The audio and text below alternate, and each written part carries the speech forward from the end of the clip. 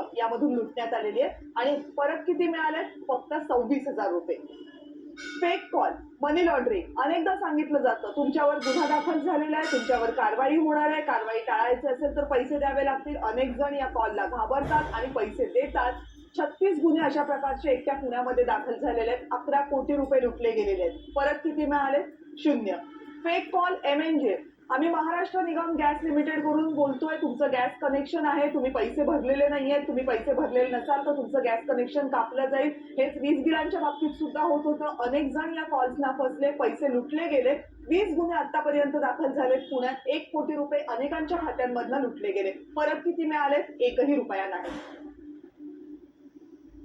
FedEx, हा call तुम्हालाही आला असेल. तुमच्या नावाचं एक पार्सल स्वित्झर्लंड मध्ये गेलेलं आहे, त्या पार्सल मध्ये ड्रग्ज आहे, आता तुमच्यावर गुन्हा दाखल होईल, तुमच्यावर आंतरराष्ट्रीय सुद्धा कारवाई होईल. असा एखादा कॉल आला की समोरचा व्यक्ती घाबरून जातो, खात्याची माहिती देतो, गुन्हा आपल्यावर नोंद होऊ नये यासाठी पैशांची मागणी होते, पैसे दिले जातात. पुणेकरांनी अशा घटनांमध्ये 30 गुन्ह्यांमध्ये तब्बल 9 कोटी रुपये गमावलेले आहेत. 1ही रुपया परत मिळालेला नाही.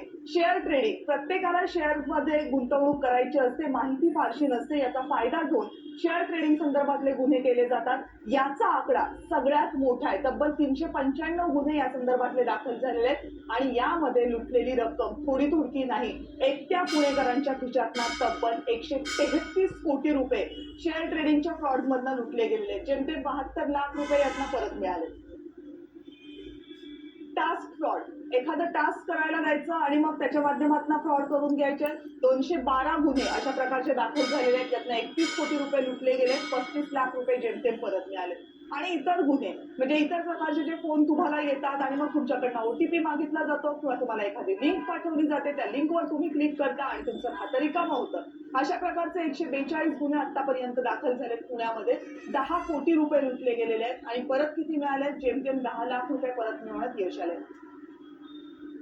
एकूण जर पुण्यातला आकडा पाहिला या गुन्ह्यांचा तर 1003 लुटीचे गुन्हे पुण्यामध्ये दाखल झाले.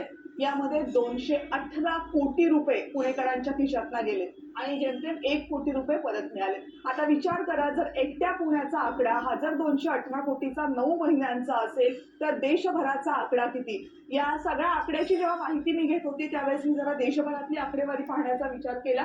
पूर्ण आकडेवारी मिळाली नाही, पण देशभरामध्ये जानेवारी, फेब्रुवारी, मार्च या 3 महिन्यांमध्ये 1000 कोटी रुपयांपेक्षाही जास्त पैसे अनेकांच्या खात्यातनं लुटले गेले. विचार करा की